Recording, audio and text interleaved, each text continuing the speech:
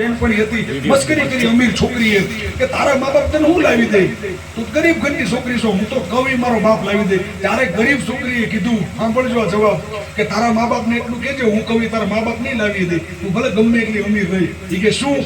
તારા મા બાપને કહેજે સાસુ સસરા નણંદ ભોજાય દેરાણી જેઠાણી આ બધું લાવી દે. હા હમણાં એ કે મારા પપ્પા ઘરે જઈને બધું લાવી દે.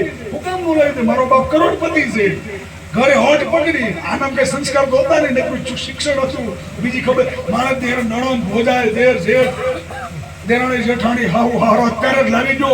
પપ્પા પૈસા ના. અરે પપ્પા કે તું હળવી રે, તું કહેતી હોય તને બંગલો કરોડો નો લાવી દઉં, તું કહેતી હોય તો હેલિકોપ્ટર પ્લેન કર્યા તો હાજર કરી દઉં, પણ આ વસ્તુ પૈસાથી ન મળે બેટા. તો દીકરી કીધું તો શું કામ બાપા, તમે કરોડપતિ, તમે તો અત્યાર સુધી બધું લાવી દીધું, તો આ વસ્તુ કેમ તમે મન ન લાવી દેવો?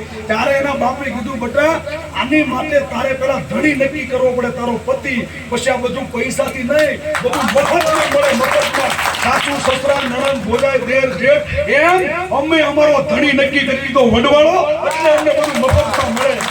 મફતમાં અમને ન મળે. આ બધું અમારો ધણી નક્કી કરી દીધો એટલે આ બધું મફતમાં મળે. આ બધું સમાજના પૈસાનું સમાજનું છે, અમારું નથી ને. અમારો ધણી અમે નક્કી કરી લીધો. અમારો ધણી અમે જેના નામની ચૂંદડી ઓઢી ને એનો ઝાખા જ પડદો કે એનો કોઈ સૂર્યના કિરણો ઉગતા એને કોઈ નીચે એની ઝંડો ન થવા દેવી, શીશ કપાય પણ વડવાળાનું નામ આખું થાય, વડવાળા ઉપર ડાઘ ન આવવા દે. વડવાળા નામની ચૂંદડી ઓઢી તો આજીવન એના નામની જ ઓઢવાની. એમાં કલર ચેન્જ ન ફરે, કાંઈ દહીં દૂધ ન થાય, માખણનું ઘી સફેદ સવારે ઉડે એમાં કલર નથી બદલતો. એમ આપણામાં જો કલર ન બદલે એની સમાજ કિંમત કરે છે, પરિવાર કિંમત કરે છે, અને ગુરુ ગાદી કિંમત કરે છે. એમ આ બધું આમ મફતમાં મળે. હવે તારે કઈ પ્રશ્ન કરવો? આના બાબુ બસ સીતારામ પગે લાગીને મને વયો ગયો.